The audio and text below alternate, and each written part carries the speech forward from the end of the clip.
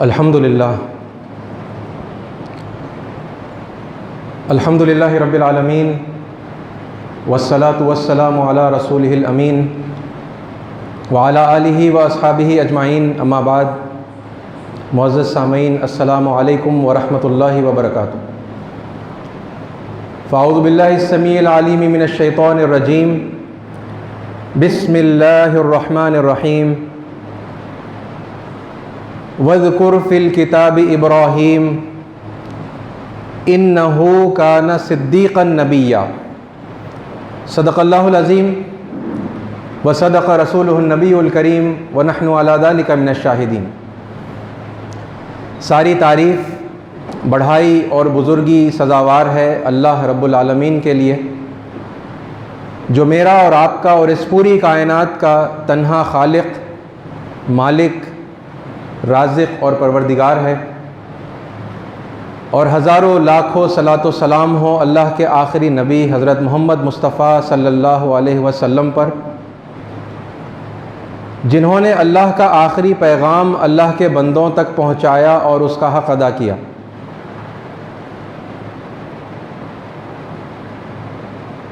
عزیز ساتھیو، ہم ربیع الاول کے مہینے کے آخری حصے کے اندر داخل ہو چکے ہیں،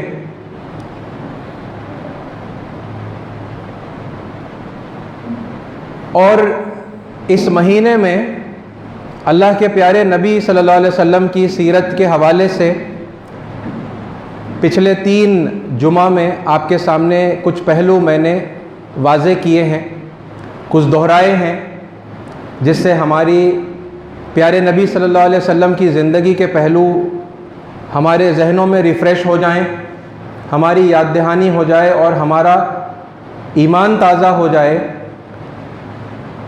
اور پریکٹیکل لائف میں، عملی زندگی میں کچھ نکات ہم سیرت سے لے لیں، جس پر ہم اگر پہلے سے عمل کر رہے ہیں تو اس میں اور نکھار اور خوبصورتی پیدا ہو جائے، اور اگر وہ پہلو ہماری زندگی سے چھوٹے ہوئے تھے تو پھر ہم ان پہلوؤں کو اپنی زندگی میں اختیار کر لیں۔ عزیز ساتھیو، آج ایک حساس موضوع کے اوپر میں کچھ آپ کے سامنے اظہار خیال کرنا چاہوں گا۔ آپ کو یاد ہوگا کہ ہم نے جب بات شروع کی تھی تو اس نقطے سے شروع کی تھی کہ موجودہ جو مسلمانوں کی صورتحال ہے دنیا بھر میں اور بالخصوص ہندوستان میں، یہ ہمارے اپنے ہاتھوں کی کمائی ہے۔ یہ جو مصیبتیں آ رہی ہیں یہ ہمارے اپنے ہاتھوں کی کمائی ہے، یہ ہم نے قرآن مجید کی روشنی میں دیکھا تھا۔ اور سب سے بڑی غلطی میں نے آپ کے سامنے واضح کی تھی، جسے اللہ تعالیٰ نے اظلم کہا، سب سے بڑا ظالم کہا، وہ یہ تھا کہ لوگ جو شہادت کو چھپا لیں وہ اللہ کی نظر میں سب سے بڑے ظالم ہیں۔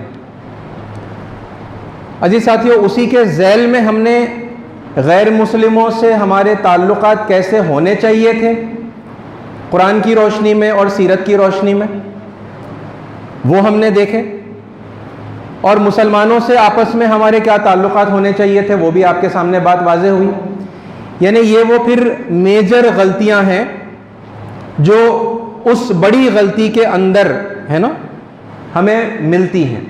سب سے بڑی غلطی ہے کہ ہم نے حق کو چھپا دیا جانے انجانے میں، اور پھر اس کے بعد جو دیگر یعنی غلطیوں کی اور غلطی سے بڑھ کر اگر یہ کہیں کہ جرائم کی، کرائمز کی جو لسٹ ہے، اس میں سے یہ 2 چیزیں میں نے آپ کے سامنے پچھلے جمعوں کے اندر واضح کی۔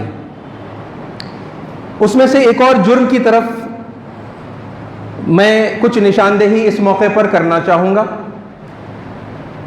ربیع الاول کے اسی مہینے میں ہمارے ہندو سماج اور ہندو پریوار کی 2 بڑی عیدیں، 2 بڑے ان کے تیوہار گزرے ہیں، جس میں سے پہلا والا تھا دشہرا، اور پھر دوسرا والا جو ابھی کل ہی جو عید گزری ہے وہ ہے دیوالی۔ یہ تیوہار ایک بہت بڑی شخصیت کی کامیابی کے سلسلے میں منائے جا رہے ہیں، جنہیں شری رام کے نام سے جانا جاتا ہے، رام چندر جی یا راجا رام یا شری رام۔ اور دشہرے کا موقع اس حوالے سے منایا جاتا ہے ہمارے ہندو سماج میں کہ انہوں نے راون کو ہرا دیا، یعنی وہ شخص جو اس سمے پر اس وقت پر برائی کا علمبردار تھا اسے مات دے دی، اس کو ہرا دیا۔ تو اس جیت کی خوشیاں منائی جاتی ہیں دشہرے کے موقع پر، اور پھر جب وہ اس جیت کے بعد میں گھر واپس لوٹے تو ان کا استقبال ہوا اور ان کو راجا کی جو ان کی پوزیشن تھی جس کے وہ حقدار تھے اس گدی پر ان کو وراجمان کیا گیا، اور اسی حوالے سے یہ موقع سیلیبریٹ کیا جاتا ہے دیوالی کا۔ عزیز ساتھیوں، یہ مسلمانوں میں عام طور پر بڑا نازک، بڑا سینسیٹیو مدعا ہے کہ یہ شخصیت کون ہے، اور پھر ان کے ہونے نہ ہونے کے سلسلے میں بڑا یعنی کہ مسلمانوں میں اور پھر دنیا کے دوسرے لوگوں میں بھی کنفیوژن پایا جاتا ہے، کیونکہ بہت سارے لوگ ان کو مت اور مائتھولوجی، افسانہ کہتے ہیں، اور پھر اب ان سے وابستہ جتنی بھی باتیں ہیں اس کے سلسلے میں لوگوں کے ڈسکشنز ہوتے رہتے ہیں۔ اور بہرحال اب تک یعنی کہ قریب کی تاریخ تک اس مدعے کو مسلمانوں کی کمیونٹی میں عام طور پر بالکل اوائڈ کیا گیا۔ زیادہ تر بہت چھوٹا سا طبقہ ہوگا جو اس بات کے اوپر کچھ گفتگو کرتا ہے اور اس کے اوپر یعنی اپنے خیالات کا اظہار کرتا ہے، لیکن اب آپ یہ دیکھ رہے ہیں کہ اللہ تعالیٰ نے ہمارے سامنے کچھ ایسے حالات لا دیے ہیں کہ اب مزید اس مدعے کو ٹالنا ہمارے لیے ممکن نہیں رہا۔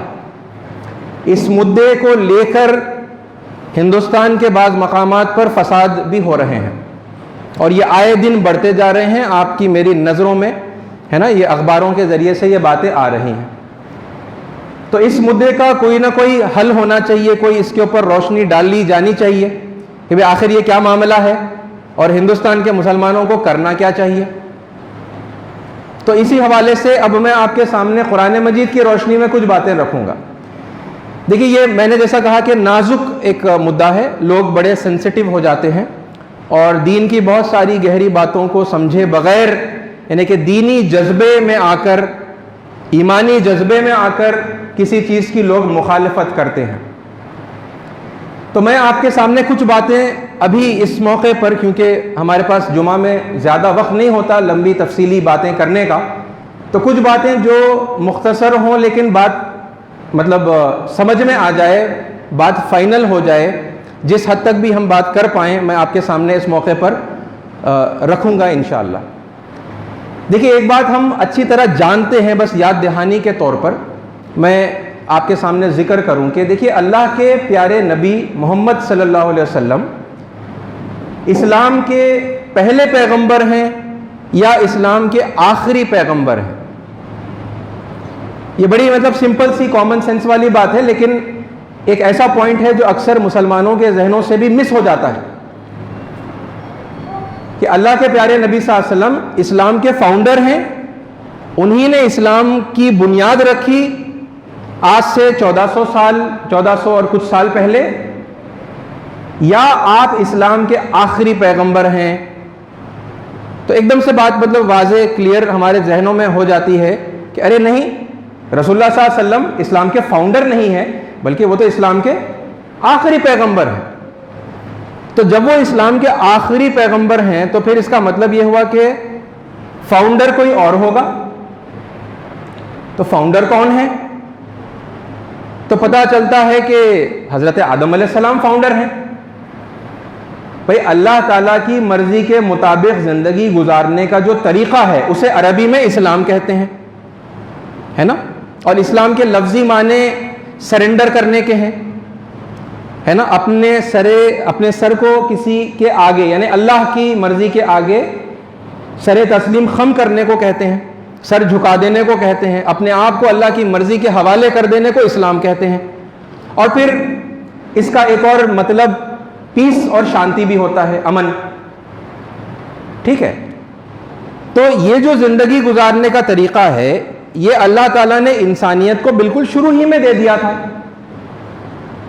اور اسلام کے فاؤنڈر کون ہوئے؟ اسلام کے فاؤنڈر ہوئے حضرت آدم علیہ السلام۔ اور پھر اب آپ اپنے ذہن میں اس بات کو لائیے کہ جب جب انسانیت نے اسلام کی سچی تعلیمات کا سبق بھلا دیا ہے نا، ایک نیچرل پروسیس ہوتا ہے کہ لوگ بھول جاتے ہیں، تو جب جب لوگوں نے دین کی سچی تعلیمات کو بھلا دیا یا پھر دین کے اندر غلط باتوں کو شامل کر دیا، یہ بھی ایک چیز ہوتی ہے، آپ دیکھتے رہتے ہیں، آج بھی ہم دیکھتے ہیں کہ دین کے نام سے غلط باتوں کو دین میں شامل کر دیا جاتا ہے، اور وہ پھر اتنی عام ہو جاتی ہیں کہ ان غلط چیزوں کو لوگ دین سمجھنے لگتے ہیں، اور پھر حق کی بہت ساری باتیں ہونے کے باوجود انہیں چھپا دیا جاتا ہے، انہیں بیان نہیں کیا جاتا۔ تو یہ سب جب ہوتا ہے اور لوگ دین کے نام پر بے دینی کو فالو کرنے لگ جاتے ہیں، اور بہت بڑے پیمانے پر اس طریقے سے جب دین خراب ہو جاتا ہے، تو اللہ تعالیٰ کی یہ سنت رہی ہے کہ اللہ تعالیٰ اس حقیقی دین کو، اس سچے دین کی سچی تعلیمات کو یاد دلانے کے لیے کیا کرتا ہے؟ پیغمبر کو بھیجتا ہے۔ تو ہمیں ملتا ہے پھر پیغمبروں کا ایک بہت لمبا سلسلہ، جہاں پر اب یہ بعد میں آنے والے پیغمبر کیا کر رہے ہیں؟ وہ رسول بھی ہو سکتے ہیں، وہ نبی بھی ہو سکتے ہیں، وہ آ کر کیا کر رہے ہیں؟ وہ آ کر سچی تعلیمات جو بھلا دی گئی ہیں، جو گما دی گئی ہیں، جو چھپا دی گئی ہیں، جن کے اندر بہت ساری پھر غلط باتوں کو ملاوٹ ہے نا، ملا دیا گیا ہے، ان کو چھانٹ کر، صاف کر کے، ان غلط باتوں سے دین کو پاکیزہ کر کے ہے نا، اور بھلا دی جو باتیں گئی تھیں ان کو یاد دلا کر دین کو اپنی خالص پیور حالت میں لوگوں کے سامنے پیغمبروں نے دوبارہ پیش کیا ہے نا۔ اور جب جب پیش کیا تو وہ ایک کشمکش کی سی صورت ہمیشہ پیدا ہوئی کہ لوگ غلط باتوں کو دین مان کر بیٹھے ہوئے تھے، اور ان کے مذہبی جو پیشوا تھے وہ چونکہ وہی دیندار، سو کال دیندار لوگ ان کو غلط باتیں بتا کر ان کو اس دین پر چلا رہے تھے ہے نا۔ تو پھر لوگوں کے اندر یہ کشمکش پیدا ہوئی کہ بھائی یہ تو کچھ الگ تعلیمات بتائی جا رہی ہیں، یہ تو نئی تعلیمات بتائی جا رہی ہیں ہے نا، جو پیغمبر بتا رہے ہیں، لہٰذا اب وہ چیز آپ دیکھیں گے کہ سلیم الفطرت لوگوں نے لپک کر بہت جلدی بعض لوگوں نے اس حق کو مان لیا، کچھ لوگ ماڈریٹ تھے وہ بعد میں آئے، بیچ کو آئے، اور پھر ایک بڑی تعداد ایسی اکثر ہوتی ہے جو بہت بات کو آتی ہے، جب نبی غالب آ جاتے ہیں تو پھر وہ بڑی تعداد ان پر ایمان لاتی ہے، حق کو مان لیتی ہے۔ یہ پروسیس ہے نا، یہ ہر دور میں آپ دیکھیں گے، اور بہرحال کچھ اونچ نیچ کے ساتھ میں پیغمبروں کے ساتھ ہمیشہ ایسا نہیں ہوا کہ ہر پیغمبر غالب آ گئے، ٹھیک ہے، بعض ایسے بھی موقع آئے ہیں جہاں پر بہت تھوڑے سے لوگ تھے جو پیغمبر کی بات پر ایمان لائے اور ان کے ساتھ ہو گئے، اور بعض وقت تو ایسا بھی ہوا کہ لوگوں نے یعنی کہ وہ جبر میں اتنے آگے تھے، وہ ظلم اور زیادتی میں اتنے نکل گئے تھے کہ انہوں نے اپنے پیغمبروں کو قتل بھی کر دیا۔ لیکن اب یہاں نقطے کی بات، نوٹ کرنے کی بات یہ ہے کہ پیغمبر یاد کیا دلا رہے ہیں؟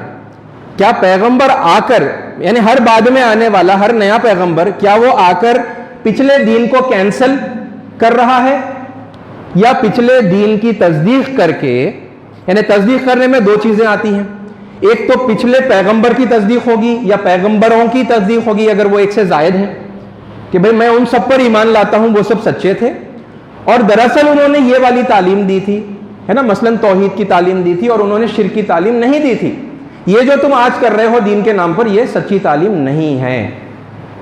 تو وہ کیا کر رہے تھے؟ وہ پچھلے پیغمبروں کی تصدیق کر کے اور پچھلے کتابوں کی تصدیق کر کے، اگر کتابیں نازل ہو گئی تھی تو پھر کتابوں کی بھی تصدیق کی کہ بھئی ہم اس کتاب کی تصدیق کرتے ہیں، ان سابق کتابوں پر ہی ہم ایمان لاتے ہیں، اور دیکھو ہم جو بات آپ کو بتا رہے ہیں جو سچا دین ہے وہی تعلیم آپ کو اس کتاب میں بھی ملے گی۔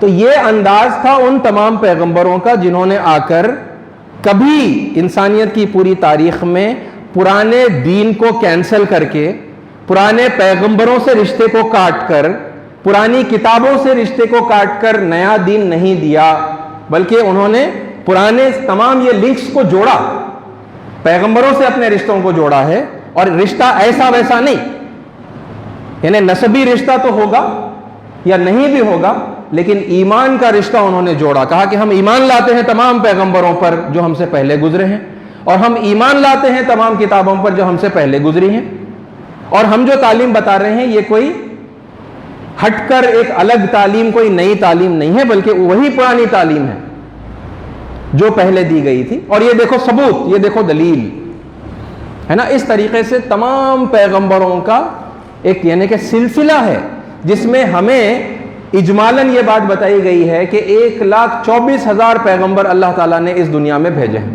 آدم علیہ السلام سے لے کر محمد صلی اللہ علیہ وسلم کے آتے آتے کتنے آئے ہیں؟ 1,24,000 پیغمبر آئے ہیں.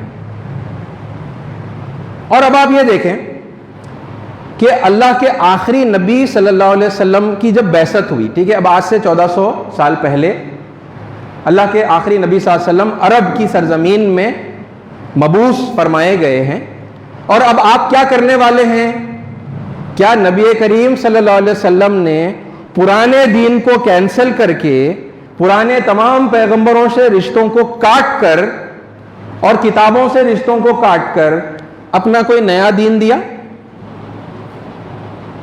کیونکہ یہ غلط فہمی کی وہ بات، آپ وہاں سے لنک کریں اس کو، کہ اکثر مسلمان بھی یہ بات سمجھنے لگے ہیں کہ بھئی اسلام سٹارٹڈ 1400 ایئرز اگو. کئی غیر مسلم جو نہیں جانتے وہ یہ مطلب اعتراض کرتے ہیں یا پھر وہ یہ پوائنٹ کو اٹھاتے ہیں کہ بھئی اسلام کتنا پرانا ہے، 1400 سال پرانا. یعنی ہمارا جو دھرم ہے، ہمارا جو مذہب ہے، چاہے وہ کرسچینٹی ہو یا مطلب جوڈائزم ہو، ٹھیک ہے، یا پھر مطلب یہاں پر سناتن دھرم، ہندو، ہمارے جو ہندو بھائی جس دھرم پر ہیں اس کا نام سناتن دھرم ہے، یا ہندوازم، عام زبان میں عام بول چال میں ہندوازم بھی کہا جاتا ہے، ٹھیک ہے. وہ کیا آرگیومنٹ کر رہے ہیں؟ وہ یہ آرگیومنٹ کر رہے ہیں کہ بھئی ہمارا تو بہت پرانا ہے ہمارا دھرم، آپ کا دھرم بالکل 1400 سال پہلے آیا. تو مسلمان اس کے ڈیفنس میں لگ جاتے ہیں. حالانکہ مطلب بات دراصل آپ کو جو جواب دینا ہے، جو ان کو سمجھانا ہے جو بات، وہ تو دراصل یہ ہے کہ بھائی یہ 1400 سال پرانا دھرم نہیں ہے، بلکہ یہ تو انسانیت کی شروعات سے جو دین جو دیا گیا تھا انسانوں کو زندگی گزارنے کا طریقہ، یہ وہی ہے. اور اس کی بار بار جب انسانوں نے مطلب اس کو بھلا دیا، اس میں ملاوٹیں پیدا کر دیں، اس میں خرابیاں پیدا کر دیں، تو اس کو بار بار رینیو کیا گیا ہے، ریفریش کیا گیا ہے، بار بار یاد دلایا گیا ہے. تمام پیغمبروں نے وہی کیا اور آخری پیغمبر نے بھی وہی کیا. تو اسلام is not 1400 years ago, Islam is as old as mankind. انسانیت سے جب سے شروع ہوئی تب سے لے کر اسلام ہے، یہ ہمیں کہنا چاہیے تھا. اور پھر اگر ہم یہ کہتے، اور یہ بات ٹھیک ہے نا، اگریبل ہے نا یہ بات قرآن اور سنت کی روشنی میں، حالانکہ میں نے کوئی آپ کو ابھی حوالے قرآن کے نہیں دیے ہیں، لیکن ایک جنرل نالج جو آپ کو اسلام کے بارے میں ہوتی ہے، اس سے تو یہ بات اطمینان بخش ہے نا کہ یہ کوئی غلط بات، میں آپ کو کوئی غلط ڈائریکشن میں نہیں لے جا رہا. ٹھیک ہے. اگر ہم یہ کہتے تو پھر اب سوال ان کا یہ پیدا ہوتا کہ نہیں، آپ کا دین الگ ہے، ہمارا دین الگ ہے، کیونکہ دیکھو تعلیمات میچ نہیں ہوتی. تو پہلا سٹیپ کیا تھا آپ کا؟ یہ تعلق قائم کرنا اور بولنا کہ اسلام مطلب یہ 1400 سال پرانا نہیں ہے، بلکہ انسانیت سے جو دین اللہ کے نزدیک قابل قبول ہے، جو چلا آ رہا ہے، وہ اسلام ہی ہے. ٹھیک ہے، آدم علیہ السلام سے لے کر. اور پھر آپ ان کو یہ بتاتے کہ آپ کے جو پیغمبر ہیں، آپ کے جو مہان ہیں، آپ کے جو بڑے ہیں، وہ بھی یہی دین لے کر آئے تھے، وہ بھی اسی شکشاؤں کو، یہی تعلیمات کو پیش کرتے تھے. یعنی مثلاً آپ عیسائیوں سے بات کریں گے، کرسچن سے، تو آپ بولیں گے کہ عیسیٰ علیہ السلام کی تعلیمات کیا تھی؟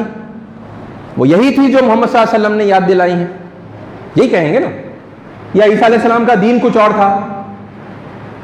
نہیں تھا نا. عیسیٰ علیہ السلام کا دین بھی اسلام تھا. وہ آپ ان کو عربی میں آپ ان کو بھی مسلم ہی کہیں گے نا، اور ان کے ماننے والے بھی مسلم ہی تھے. اور اسی طرح آپ یہودیوں سے بات کریں گے تو یہودیوں سے آپ کیا کہیں گے؟ وہ عیسیٰ علیہ السلام کو نہیں مانتے، وہ آدم علیہ السلام سے لے کر موسیٰ علیہ السلام تک کے جو پیغمبر ہیں ان کو مانتے ہیں، اور سب سے زیادہ موسیٰ علیہ السلام کو مانتے ہیں. آپ ان سے کیا کہیں گے؟ آپ یہی کہیں گے کہ محمد صلی اللہ علیہ وسلم نے کوئی نیا دین پیش نہیں کیا، بلکہ وہی تھا جو تمہارے پیغمبر موسیٰ علیہ السلام نے پیش کیا تھا. اور موسیٰ علیہ السلام صرف تمہارے نہیں ہیں بلکہ ہمارے بھی ہیں، ہم بھی ان پر ایمان لاتے ہیں. بات آپ کو سمجھ میں آ رہی ہے نا؟ تو یہ ہے دین پیش کرنے کا طریقہ. لیکن جب آپ یہ لنک جب آپ جوڑتے اور لوگوں کو بتاتے تو پھر یہ ایک فطری سوال لوگوں میں پیدا ہوتا. آپ کے مدعو میں، آپ جن کو دعوت دے رہے ہیں حق کی، ان کے اندر یہ سوال ایک فطرت کے طور پر، مطلب فطری طور پر پیدا ہوتا کہ دین تو سیم نہیں ہے. کیونکہ ہمارے پریکٹسز الگ الگ ہیں اور آپ کے پریکٹسز الگ الگ ہیں، ہمارے بلیفز الگ الگ ہیں اور آپ کے بلیفز الگ الگ ہیں. تو پھر ہمیں کیا کرنا ہوتا؟ ہمیں پھر ثابت کرنا ہوتا. ہمیں ثابت کرنا پڑے گا کہ نہیں، دیکھیے یہاں پر قرآن میں جو تعلیم بتائی گئی ہے وہی تعلیم انجیل میں ہے، وہی تعلیم توریت میں ہے. یہ آپ ثابت کرتے، اور جب آپ ثابت کر دیتے تو پھر ان کے سامنے بھی کلیئر ہو جاتا کہ ارے ہاں دیکھو تعلیم، یعنی دین جو لوگوں میں پریکٹس میں ہے آج، وہ دراصل مطلب اکثریت لوگوں کی اکثریت میں وہ دین نہیں ہے جو کتابوں میں ہے. یہی سیم بات قرآن کے تعلق سے، اسلام کے تعلق سے بھی کہی جا سکتی ہے نا. آپ کو لوگوں میں جو دکھائی دے گا پریکٹسز میں، یہ وہ دین نہیں ہے جو قرآن مجید میں بتایا گیا ہے، جو نبی کریم صلی اللہ علیہ وسلم کی سیرت میں آپ کے نمونے سے ہمیں جو ہے نا سیکھنے کو ملتا ہے. اور اس کی ایک دو چار مثالیں میں نے آپ کے سامنے رکھی ہیں، ہے نا. پچھلے خطبات کے اندر میں نے چند غلطیاں جو آپ کے سامنے واضح کی ہیں وہ اسی کی دلیل میں ہیں، وہ کہ اصل سب سے بڑا ظالم کون ہے؟ وہ جو ہدایت اور بینات جو اللہ نے نازل کی ہے اسے چھپا دے، یعنی کہ میں اور آپ. مگر ہمارے پوائنٹ آف ویو میں ہم معصوم، کچھ نہیں کرے. اور کون ظالم ہے؟ جس کو ہم نے بات پہنچانی تھی نہیں پہنچائی، ان کو ہم ظالم بول کے، ہے نا، اور ان کے اوپر مطلب نفرت اور غصہ ہے نا ہم ظاہر کرتے. تو غلطی ہے نا بھائی. یعنی کہ دعوت کے میدان میں آپ دیکھیں تو مطلب ہمارا رویہ، ہماری میجورٹی کا رویہ تو بالکل الٹ ہے. اللہ کچھ اور کہہ رہا ہے، ہمارا بیہیویئر کچھ اور ہے. اور اسی طرح سے غیر مسلموں کے تعلق سے جو رویہ مجھے اور آپ کو اختیار کرنا تھا، اور مومنوں کا ایک دوسرے سے آپس میں جو ہمارا تعلق ہونا چاہیے تھا، اس کے بارے میں بھی ہم نے بات کر لی کہ بھائی دین کی تعلیم کیا ہے، قرآن کیا کہہ رہا ہے، رسول اللہ صلی اللہ علیہ وسلم کا طریقہ کیا تھا، اور ہمارا رویہ کیا ہے. ہمارا رویہ انتہائی، ہماری میجورٹی کا رویہ بدترین ہے نا. اپنے گھروں میں بھی اپنے ماں باپ سے یا بیوی شوہر کے تعلقات میں دیکھ لیجئے، یا پھر بھائی کے معاملے میں آپ دیکھ لیجئے، سسرال اور ہے نا اس کے معاملے میں آپ دیکھ لیجئے، آپ کو نفرتیں ہر جگہ پر، آپ کو ناراضگیاں، نفرتیں اور بدتر جو ہے نا مطلب بیہیویئر ہے وہ آپ کو ہر جگہ پر نظر آ جائے گا. یعنی وہ پھر اب لوگ آپ کو دیکھ کر سمجھ رہے ہیں کہ اچھا اسلام یہی ہے، کیونکہ آپ بنے پھرتے ہیں، ہے نا، میں اور آپ بنے پھرتے ہیں اسلام کے ریپریزنٹیٹیو. تو پھر اب لوگوں کو لگتا ہے اچھا یہ اسلام ہے، یہ ایسا نفرت کرنا، یہ مطلب غیر مسلموں سے نفرت کرنا، تعلقات نہیں رکھنا، اور یہ مسلمانوں سے بھی یعنی کہ نفرت کرنا، اچھا یہ ہے اسلام، کیونکہ آپ چلتی پھرتی یعنی کہ مثال ہیں، ریپریزنٹیٹیو ہیں اسلام کے. تو عزیز ساتھیو، یہ جو دین میں آپ کو بتا رہا تھا کہ دین جو لوگوں کی زندگیوں میں پایا جا رہا ہے، یہ سب میں آپ دیکھیں گے، یعنی عیسائیوں میں بھی آپ دیکھیں گے، یہودیوں میں بھی ہو سکتا ہے آپ دیکھیں گے، ٹھیک ہے، آپ ہندوؤں میں دیکھیں گے، اور پھر مسلمانوں میں تو آپ دیکھ ہی رہے ہیں. تو دین جو پریکٹس میں ہے وہ دراصل وہ دین نہیں ہے، وہ تعلیمات نہیں ہے جو اصل کتابوں میں یا بڑوں کے ذریعے سے دی گئی تھیں، ہے نا. تو اب یہ جو تعلق ہے، کیا مطلب یہ جو تعلق جو قائم آپ کو کرنا ہے، کیا واقعی اب کرنا ہے؟ اب میں کچھ دلائل کی طرف آ جاتا ہوں. میں نے تو ابھی آپ کو بتا دیا کہ بھئی آپ کیسے پیش کریں گے، ہے نا، اور پھر اب کیا سوال وہاں سے آئے گا، تو پھر آپ کہاں سے دلیل دیں گے، کہاں سے ثابت کریں گے کہ بھئی ہم جو تعلیم بتا رہے ہیں یہ کوئی بالکل نئی اور انوکھی پہلی مرتبہ دی گئی تعلیم نہیں ہے، بلکہ آپ کی کتابوں میں بھی وہی تعلیم ہے، آپ کے بڑوں نے بھی وہی تعلیم دی تھی، ہے نا. اب یہ ایک مثال سے آپ سمجھیے کہ اللہ کے نبی صلی اللہ علیہ وسلم کی بعثت ہو گئی ہے، اور سب سے پہلے آپ کے جو مخاطب، آپ کا جو مدعو ہے وہ ہے مشرکین مکہ. مشرکین مکہ ہیں. اچھا، مشرکین مکہ کیا کر رہے ہیں؟ وہ بت بنا رہے ہیں، ہے نا، بت بنا چکے ہیں بہت سارے. آپ جانتے ہیں کہ کعبۃ اللہ کے اندر 360 بت اس موقع پر موجود ہیں، مورتیاں موجود ہیں، ٹھیک ہے، اور لوگ ان کے سامنے نظر و نیاز کر رہے ہیں، ان سے دعائیں مانگ رہے ہیں، ہے نا، اللہ سے قریب ہونے کا ان کو ذریعہ سمجھ رہے ہیں. ایسے ماحول میں، ٹھیک ہے، اللہ کے نبی صلی اللہ علیہ وسلم کی بعثت ہوتی ہے نا، اور آپ نبوت کے منصب پر فائز کیے جاتے ہیں.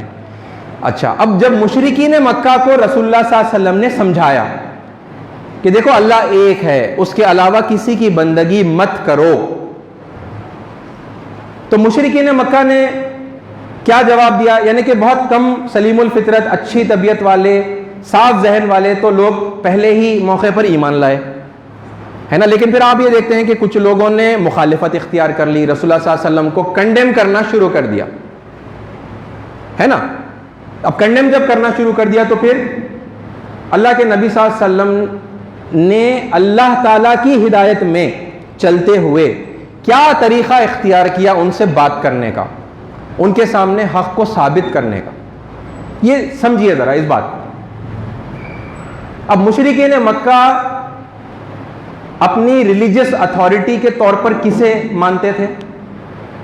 اپنا جد امجد وہ کس کو کہتے تھے؟ کس کی اولاد ہونے کا ان کو ناز تھا؟ کس کی؟ پتہ چلتا ہے حضرت ابراہیم علیہ السلام, ہے نا. ابراہیم علیہ السلام کو وہ اپنا جد امجد مانتے تھے. ابراہیمی ہونے کے اوپر ان کو بڑا ناز تھا, ابراہیم کی اولاد ہونے پر ان کو بڑا فخر تھا. اور ابراہیم علیہ السلام کا نام لیتے ہیں اور کرتے کیا ہیں؟ شرک کرتے ہیں. ذرا اب اس سوال کو اپنے ذہن میں لائیے کہ جب نبی کریم صلی اللہ علیہ وسلم خود موجود ہیں تو پھر کسی اور شخصیت کی کیا ضرورت ہے؟ یہ دعوت کے میدان میں آپ کام کرنے کے لیے جائیں گے, لوگوں کو حق کی طرف بلانے کے لیے جائیں گے, تو یہ ایک بہت کامن سوال ہے جو مسلمانوں کی طرف سے آتا ہے.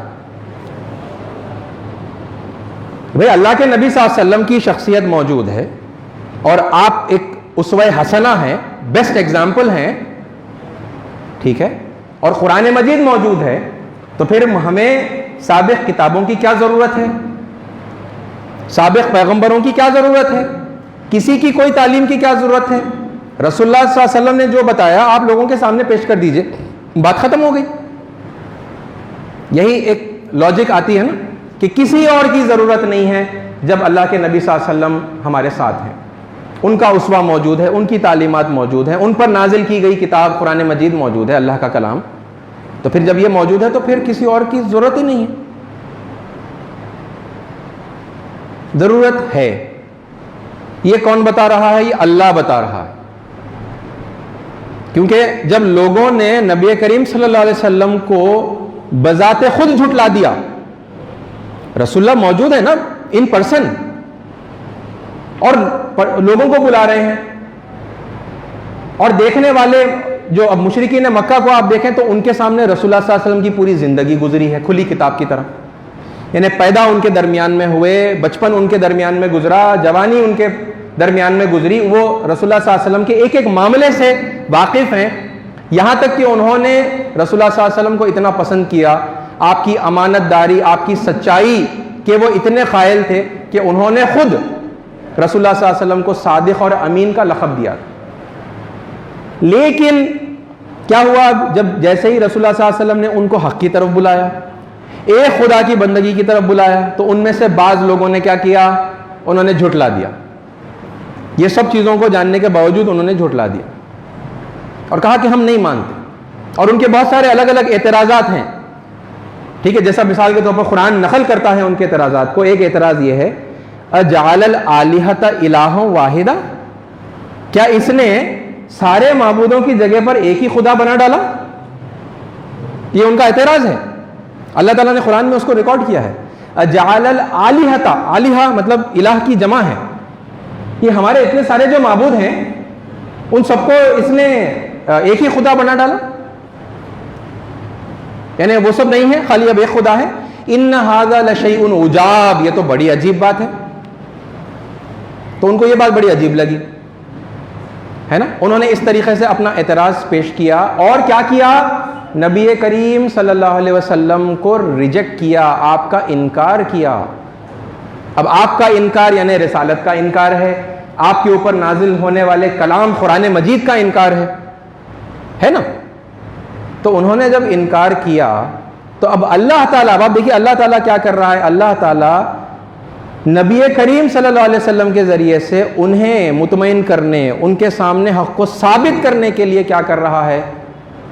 ان کے مذہبی پیشوا حضرت ابراہیم علیہ السلام کو پیش کرنے کا حکم دیتا ہے. کیونکہ وہ ابراہیم علیہ السلام کو مان رہے ہیں نا, رسول اللہ کو نہیں مان رہے. ابراہیم علیہ السلام کو مانتے بول رہے ہیں کہ ہمارے الٹیمیٹ ریلیجیس اتھارٹی ابراہیم ہے، ہم ابراہیمی ہیں، ہم ابراہیم کے دین پر ہیں، اور کر رہے ہیں کیا؟ شرک کر رہے ہیں. نام ابراہیم علیہ السلام کا لے رہے ہیں لیکن شرک کر رہے ہیں.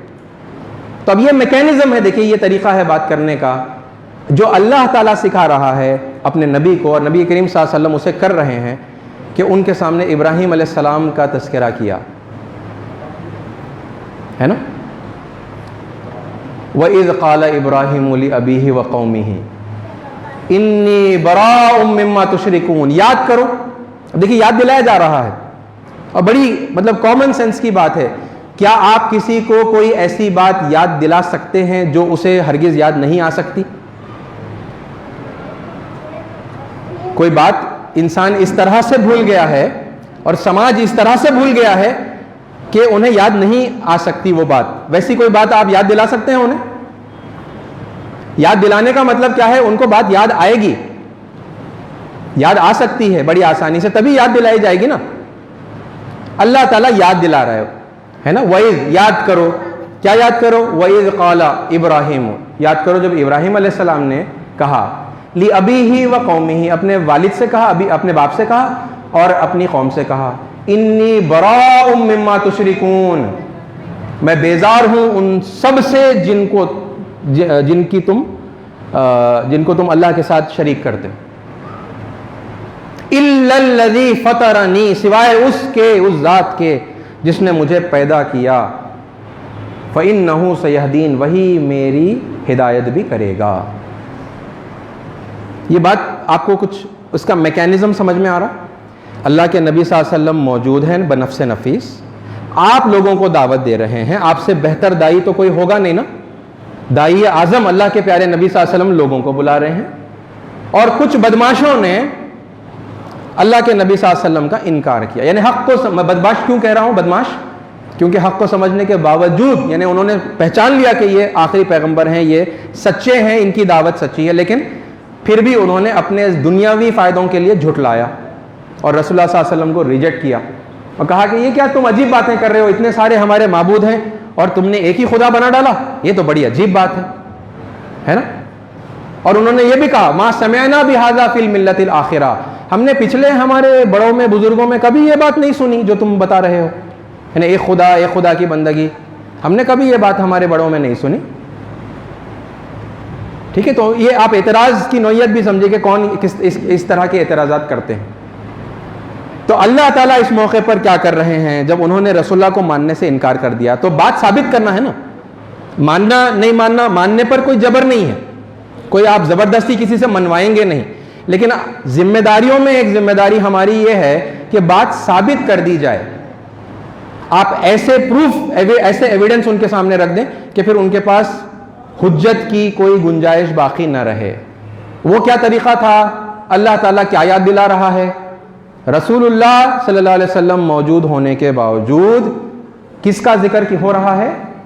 حضرت ابراہیم. آپ کو اس سوال کا جواب کچھ ملا کہ جب رسول اللہ صلی اللہ علیہ وسلم موجود ہیں تو پھر دوسروں کی کیا ضرورت ہے ہمیں؟ تو ضرورت آپ کو دعوت کے میدان میں ہے، کیونکہ لوگ رسول اللہ کو نہیں مان رہے، وہ اپنی شخصیت کو پکڑ کر بیٹھے ہوئے ہیں کہ نہیں ہمارے تو ابراہیم ہیں، اور ابراہیم کا نام لے کر شرک کر رہے ہیں.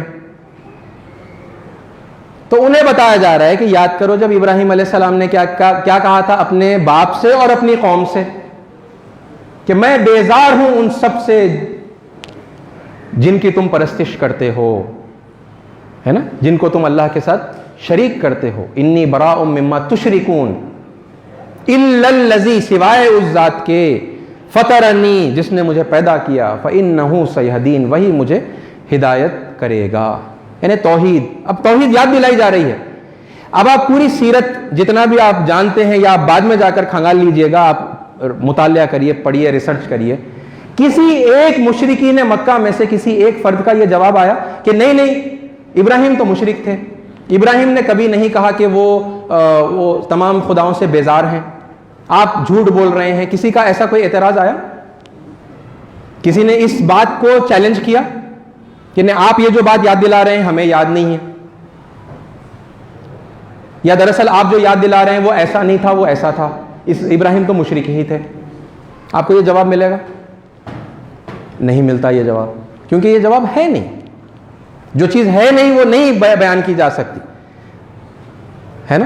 اور ان کے سامنے پھر اٹل ہے نا، بدرجہ اتم، فائنل، یعنی یہ ثابت ہو گیا.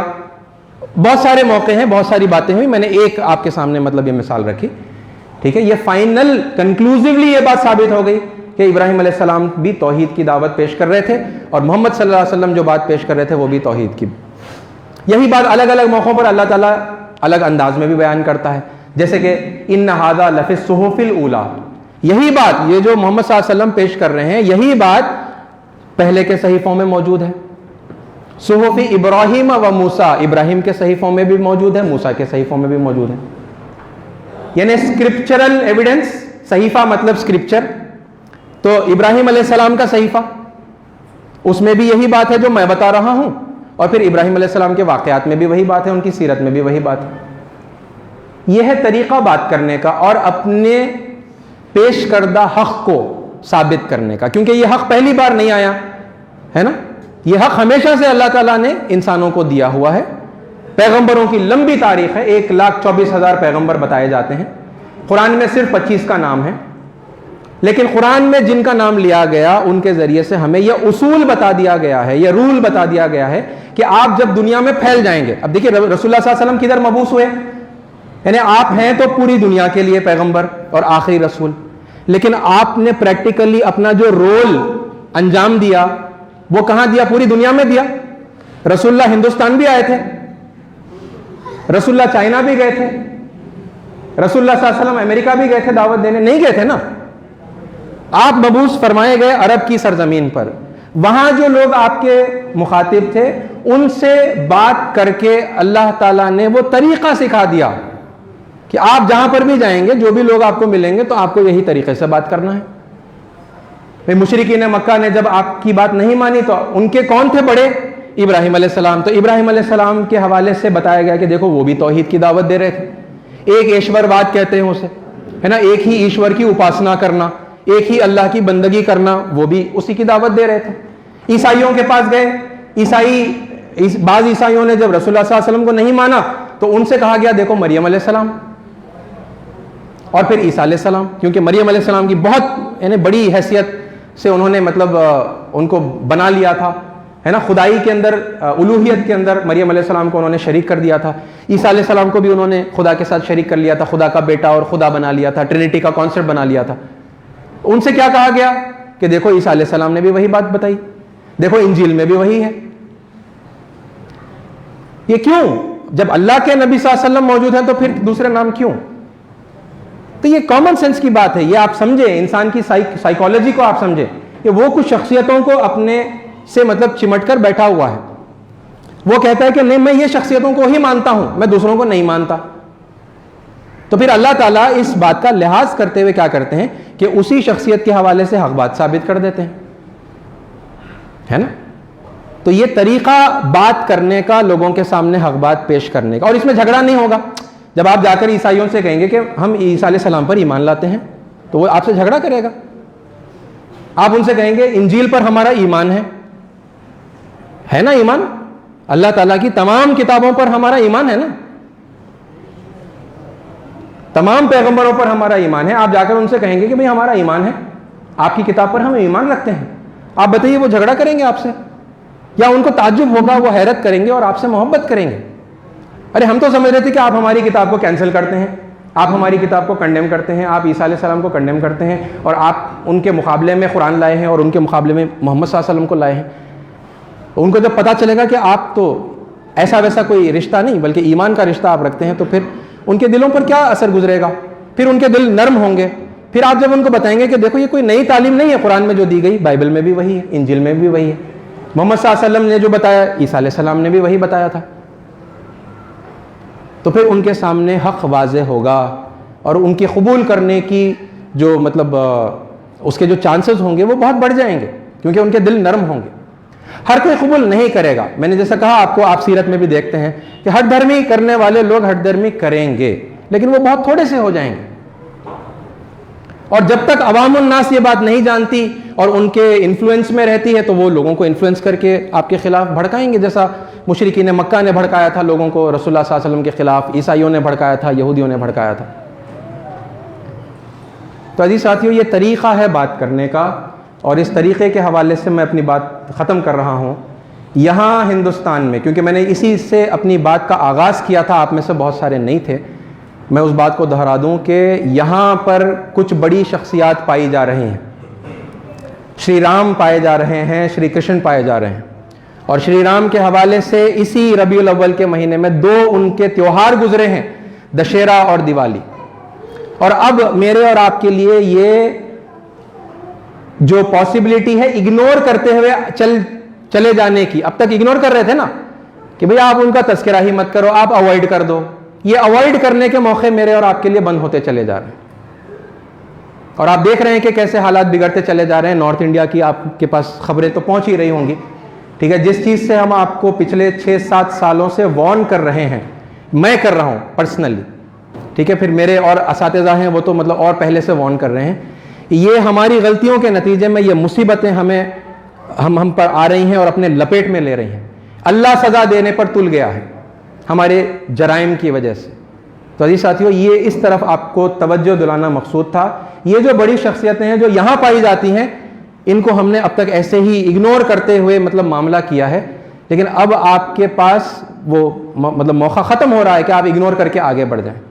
اب آپ کو قطعی طور پر فیصلہ کرنا ہوگا یہ کون ہیں یہ لوگ، کیا یہ حق پرست لوگ ہیں، یا پھر جو پرانا آپ کہتے چلے آ رہے ہیں مت ہے، مائتھولوجی ہے، افسانے ہیں، تو کیا یہ واقعی افسانے ہیں؟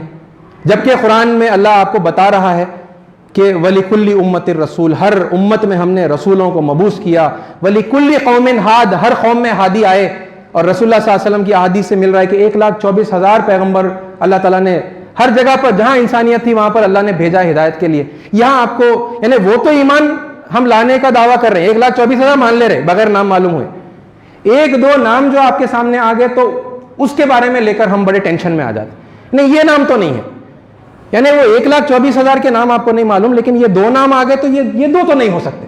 ارے یہ کیسی مطلب ہٹ دھرمی ہے آپ کی، اور آپ نے پھر مطالعہ کیا، آپ نے ان کو جانا بھی، اور پھر آپ کو ایسے ہی پڑھ کے جان لینا نہیں ہے، آپ کو قرآن کی روشنی میں ان کو پرکھنا ہے، اور پھر اپنا مطلب جو رد عمل ہے، اپنا جو اپروچ ہے، آپ کو قرآن کی روشنی میں طے کرنا ہے۔